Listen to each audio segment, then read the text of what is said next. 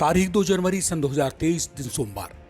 इस वक्त आप सुन रहे हैं टीवी 9 डिजिटल चैनल पर अपना पसंदीदा प्रोग्राम पॉडकास्ट और मैं हूं आपके साथ आपका हम जुबान संजीव चौहान। आज दो टूक यानी बेबाक खरी खरी बात करते हैं नए साल की रात दिल्ली के सुल्तानपुरी कंझावला इलाके में सड़क पर घटी सनसनी के सच की, जिसमें कथित रूप से 23 साल की एक लड़की को कई किलोमीटर तक घसीटती रही कार, तब तक जब तक कि लड़की तड़फ तड़फ कर छत बिछत लाश में तब्दील नहीं हो ली। कार सवार गुंडों ने जो किया सो किया। उससे ज्यादा शर्मनाक ये रहा कि दिल्ली पुलिस कमिश्नर ने इस हादसे या हत्या के बीच झूलते डरा देने वाले मामले पर चुप्पी साध ली, जबकि हादसे से अंदर तक हिल चुके दिल्ली के लेफ्टिनेंट गवर्नर यानी उपराज्यपाल से जब यह सब नहीं सहा गया तो उन्होंने मातहत दिल्ली पुलिस कमिश्नर को ही तलब कर लिया, यह जानने के लिए कि आखिर कोई लड़की कैसे कार के नीचे दिल्ली की सड़कों पर तब तक घसीटी जाती रही जब तक कि वो लड़की फड़फड़ा कर लाश में तब्दील न कर डाली गई।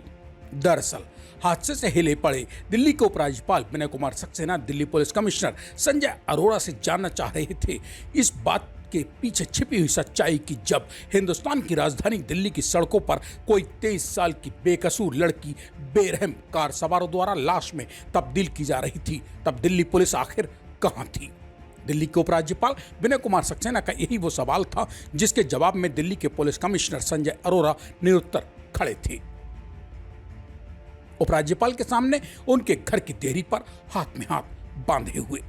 जबकि इस मामले से मर्माहत दिल्ली के लेफ्टिनेंट गवर्नर विनय कुमार सक्सेना को जमाने के सामने आकर बयान देने को मजबूर होना पड़ा कि ये विभत्स घटना है,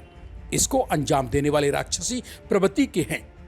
उन्हें उनके किए की सजा जरूर मिलेगी। इसके बावजूद मगर दिल्ली पुलिस कमिश्नर संजय अरोड़ा ने घटना के 2 दिन बाद यानी सोमवार 2 जनवरी सन 2023 तक इस पर कोई बयान देना मुनासिब नहीं समझा।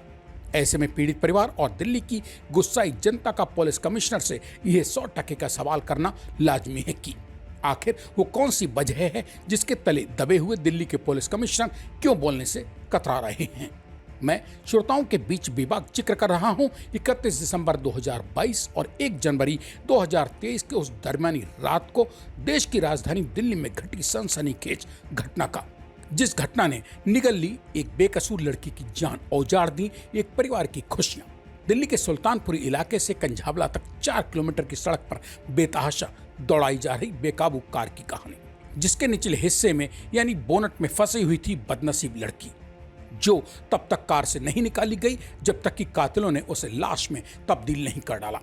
पार्टी इवेंट मैनेजमेंट टीम में नौकरी करने वाली इस बदनसीब लड़की के पिता की काफी पहले ही मौत हो चुकी है। मां की दोनों किडनियां पहले से खराब हैं। 4-5 छोटे भाई बहन और बीमारी से जूझ रही मां की जिंदगी बचाने के लिए जूझ रही घर में इकलौती कमाने वाली लड़की को भी काल के क्रूर हाथों ने रूह कपा देने वाली अकाल मौत के मुंह में धकेल दिया। दिल्ली की सुनसान सड़कों पर, उन सुनसान सड़कों पर दिल्ली की, जहां दिल्ली पुलिस रात के वक्त चप्पे चप्पे पर गश्त कर रही थी, क्योंकि वो रात नए साल की दरमियानी रात थी।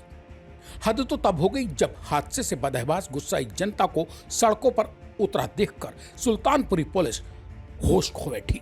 और दिल्ली पुलिस ने अपनी गर्दन में पड़ रही जिम्मेदारी के फंदे से बचने के लिए जल्दबाजी में पहले तो लापरवाही से हुई मौत का मुकदमा दर्ज करके सब कुछ उल्टा पुल्टा कर डाला। बाद में जब पुलिस को लगा कि उसकी गर्दन अब भी नहीं बचेगी,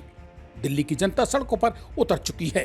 तो पुलिस ने मुकदमे की धाराएं बदलकर आनन फानन में मुकदमा लापरवाही से हुई मौत से बदलकर गैरइरादतन हत्या में दर्ज कर डाला।